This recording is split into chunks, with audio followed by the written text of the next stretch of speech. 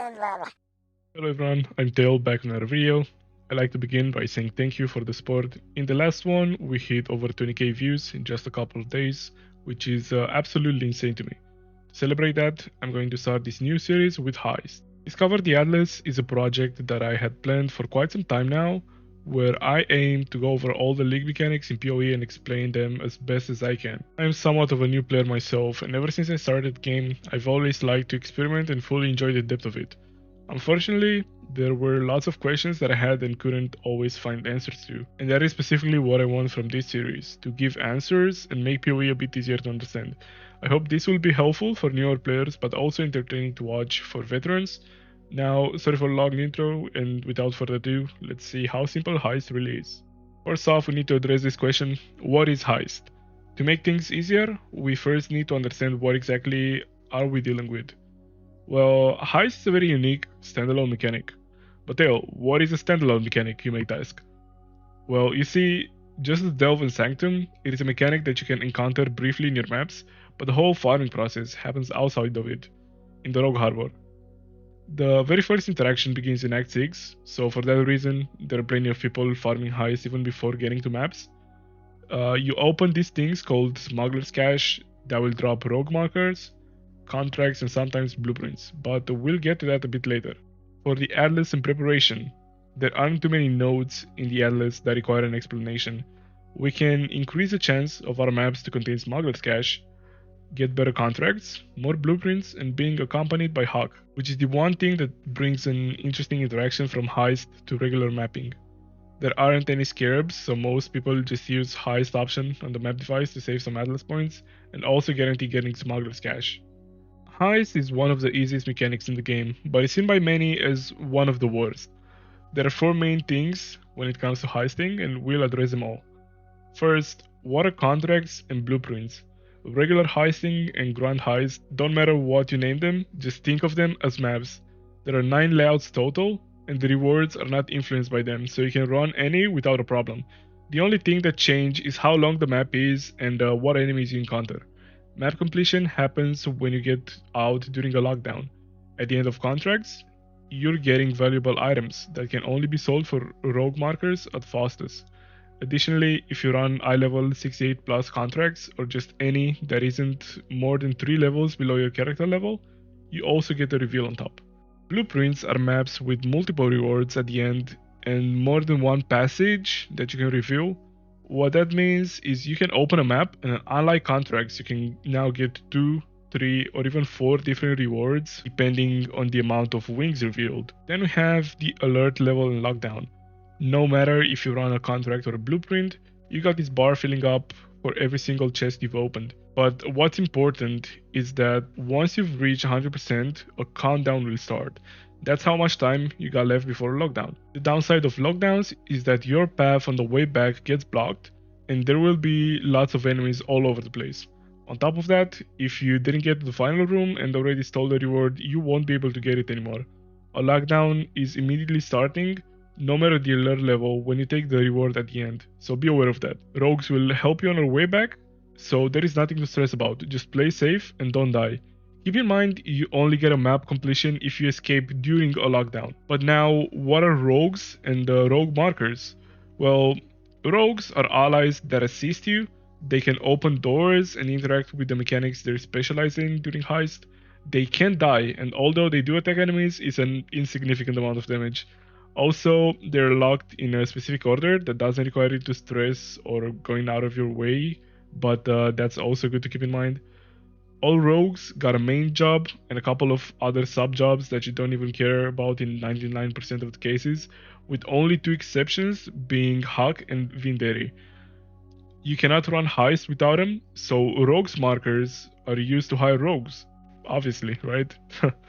It's basically gold that can only be used in heist. Those can be found in Smuggler's Cache, the same as contracts and blueprints, or traded for currency in PoE's trade side or fastest currency exchange. Traps and jobs is the last very important thing of heisting, with each category coming to a different playstyle. This doesn't affect you as a player, but rather makes your runs more fun and versatile. You upgrade jobs by running contracts or blueprints in that specific category, and you only get the experience if you complete the map. Unfortunately, You will also encounter different traps, especially during lockdowns, depending on what job category you're running. The daily list for me so far has been the trap disarmament, which spawns little mines on hallways that hurt a lot.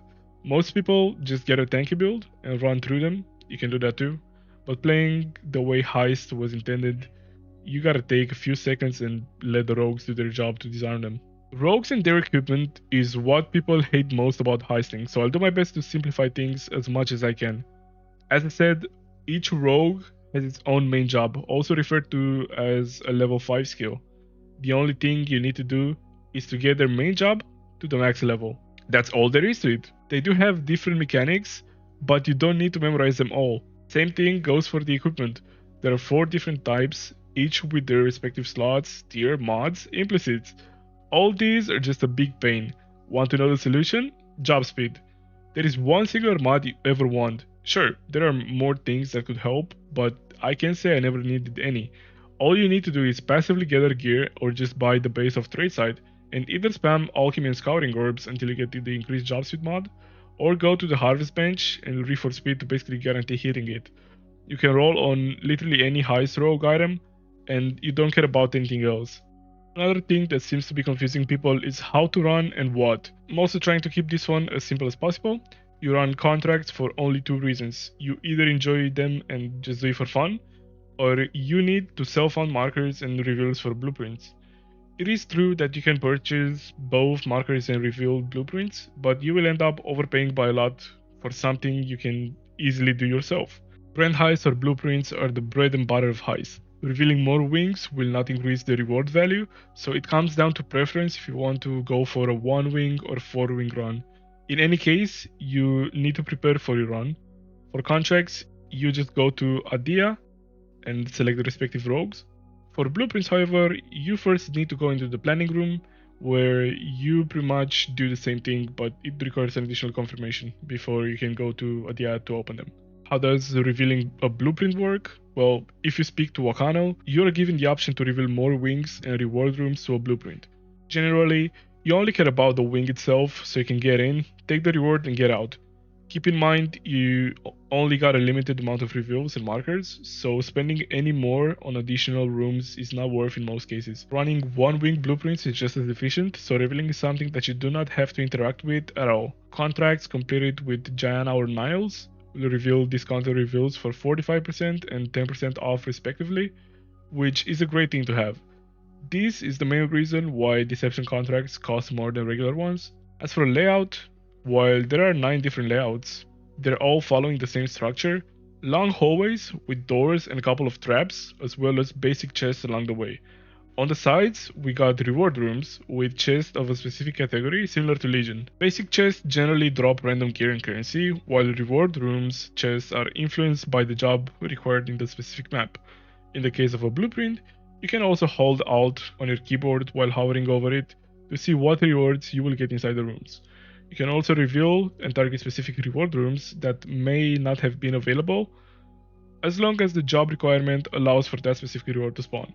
Finally, at the end of the run, we got the display room, which is supposedly the jackpot, consisting of raw currency, highest item bases, or replica uniques.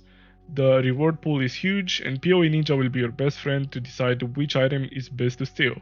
As we approach the end of the video, I'd like to give you guys some quality of life or some extra things that I've noticed by playing. First off, we got the fast interaction, which is referring to binding your league interface button to something easy to press, so you can use that whenever you need to open a door or open Rogue's equipment tab. Heist Stash. Once you get to the Rogue Harbor, click the Heist Locker and check the affinity box on the bottom right side. Now contracts, blueprints and markers will all be stored there, and you will also get it in your hideout. No doors on the way back. That is another reason why people like running deception contracts, is the fact that after you take the reward from the display room, you can just rush straight to the exit with no additional doors and traps spawning on the way back. Holding down Control and left clicking has different interactions throughout the whole game, especially when it comes to NPCs. But for High specifically, doing this with Adia opens the contract initiation page, Foster's opens the Cell tab, Wakana opens the Blueprint Reveal tab, And all the rogues open their specific equipment tab from where you can also navigate to different rogues. All clicking has the same interaction as previously mentioned, this time with only one NPC that we can interact with in Heist, Adia. Holding down Alt and left clicking on her opens the blueprint initiation page. We also got Wakano, on which if we click we can find blueprints capped to eye level 68, but that's very useful especially if you do Heist before finishing the campaign. You can also die or log out before lockdown, so do not be afraid to open chest and then die, log out, finish a trade, or just leaving the map early. Even if you do so, your blueprint portal will not disappear, same goes for contracts, unless the instance resets, which would take a super long time. The only way to lose a contract or a blueprint is to die after lockdown begins, which means 100% alert level. And that's it. This was my first video of this format, and I'm looking forward to improving the quality in the future. Any feedback would be a huge help, and if you got any questions, feel free to ask me in the comments. I'll do my best to address them. I know it turned out quite long. There will be timestamps for each section to make the navigation easier. I hope you had fun watching and learned something new. I'm streaming daily on Twitch, so if you want to hang around or ask me any questions there, you'll have a link in the description. Thank you all for watching, and until the next time, take care.